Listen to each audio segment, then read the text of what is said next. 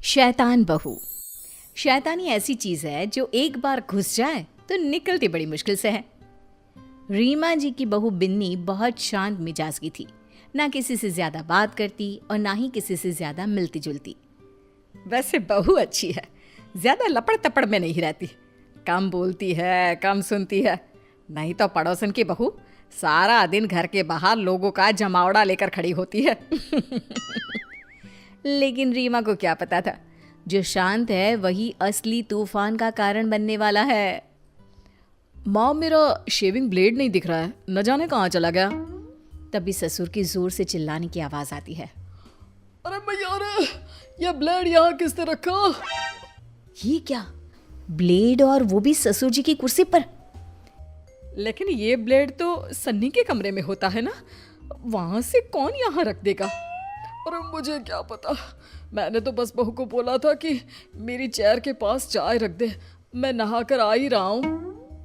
अरे नहीं देख पाई होगी वो ब्लेड, वैसे भी आपने भी तो नहीं देखा ना, और बैठ गया ना उस पर, क्यों? हाँ ये तो है। लाइए पापा, अब ब्लेड मुझे दीजिए, मुझे शेविंग करनी है। बस अब क्या था, बहू बेचारी से बनकर घर में रहती, लेकिन कोई ना कोई खुराफात करती ही रहती। फिर एक दिन, आज तो मैं राजमा चावल बनाकर खिलाती हूँ बहू। वो क्या है ना, सन्नी को मेरे हाथ के राजमा पसंद है, तू खड़ी होकर देखना कैसे बनता है, ठीक है ना? लेकिन मुझे तो आता है राजमा बनाना मम्मी जी, मैं भला क्यों सीखूं?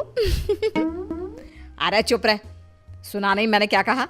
सन्नी को मेरे हाथ के राजमा पसंद है इसलिए। ठीक है माँ जी, कल को आप मर जाती हैं तो कम से कम मैं उन्हें आपकी कमी तो नहीं होने दूंगी।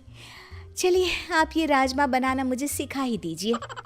ससुर सास बहू की बात सुन रहे थे, वो बहू की बात पर जोर से हंसते हैं। रीमा, दो जवाब बहू की बात का।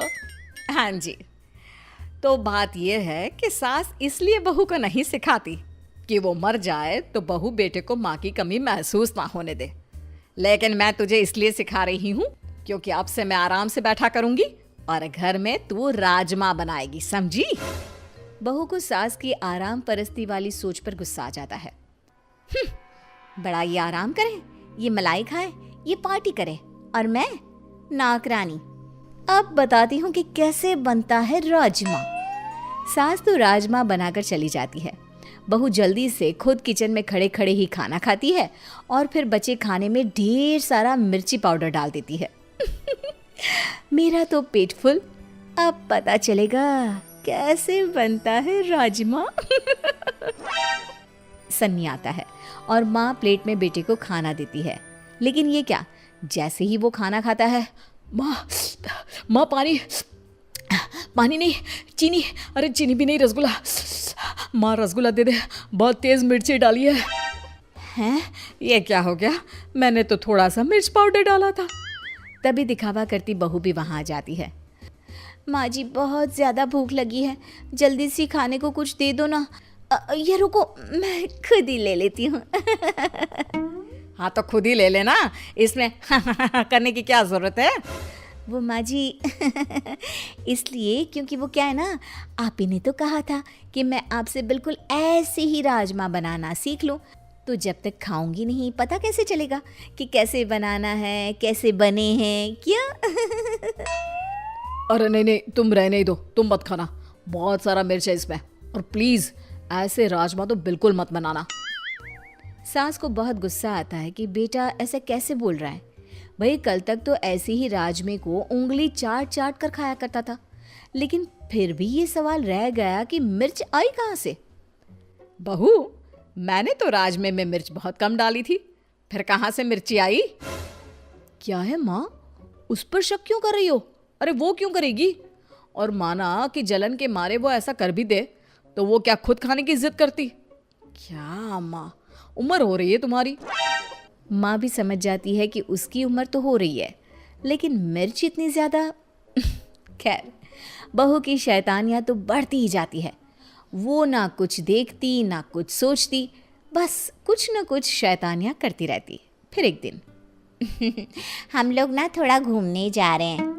अरे थोड़ा क्यों जा रहे हैं, अब जाना ही है तो पूरे जाइए ना।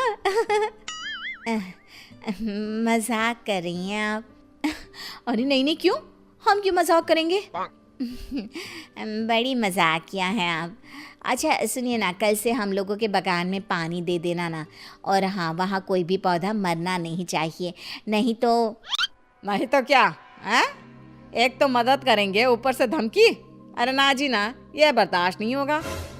बहू को बुरा लग जाता है, या यूं कहे कि पड़ोसन और सास के बीच की नोक झोंक के बीच उसके मन का खुराफाती दिमाग जाग जाता है। फिर अगले रोज पड़ोसन के घर जाकर बहू सारा बाग तहस नहस कर देती है, गेट के अंदर गाय छोड़ देती है और सारे गमले तोड़कर घर जाकर सो जाती है। हे भगवान, अपने घर का काम कम है, जो पड़ोसन नई ड्यूटी देकर गई है उनके पेड़ों को पानी डालने की। अब तो होगा बवाल पूरा वाला। सास पानी की बाल्टी लेकर जैसे ही पड़ोसी के घर जाती है, पर ये क्या, सारा का सारा बगीचा तो अब है सही वक्त पड़ोसन को फोन कर देती हूँ कि भाई सासू माँ लेकर तो गई थी बाल्टी में पानी, लेकिन लग रहा है आपका सारा बाग बर्बाद करके आई है। बहू पड़ोसी को फ़ोन कर देती है, वो सारा दोष सास पर लगा देती है और फिर, आपने तो कल ही देखा था कैसे सासू माँ ने आपको कहा था। वैसे सासू माँ को ना ऐसा नहीं करना चाहिए था। हाय रे, रीमा ऐसी निकलेगी मैंने तो सोचा ही नहीं था। ये तो बहुत गलत बात है रीमा जी की। मेरा तो सारा बाग ही बर्बाद कर दिया। आती हूँ तब खबर लेती हूँ तेरी सास की। हाँ हाँ आंटी जी, और क्या, लेकिन ध्यान रहे मेरा नाम ना लेना। वो क्या है ना, मुझे तो उनके साथ ही रहना है। मैं तो बस आपकी शुभ चिंतक थी तो बता दिया। हाँ बेटा, उसकी ज़रूरत ही नहीं पड़ेगी। लेकिन ये क्या, 2 दिन बाद पड़ोसन जब रमा के घर में आती है तो पूरे गुस्से से लाल होती है। मज़ा आ गया, आज तो सासू माँ की ऐसी की तैसी होना तय है। लेकिन ये क्या, पड़ोसन तो सास को छोड़ बहू को खूब डांटती है। अरे क्या हो गया, आपका बाग खराब था तो मेरी बहू पर गुस्सा निकालने की जरूरत क्या है? वाह, बहू फोन करके सास को फंसाती है और सास बहू को बचाती है। बहू को अपनी गलती का एहसास तो हो रहा होता है, लेकिन पड़ोसी को बहू का खेल कैसे पता चला ये सोचकर वो हैरान होती है। मेरे घर में सीसीटीवी कैमरा लगा है, समझी? मुझे तेरा खेल तभी पता चल गया। बहू, तुझसे ये उम्मीद नहीं थी, मुझे माफ कर दे सासू माँ।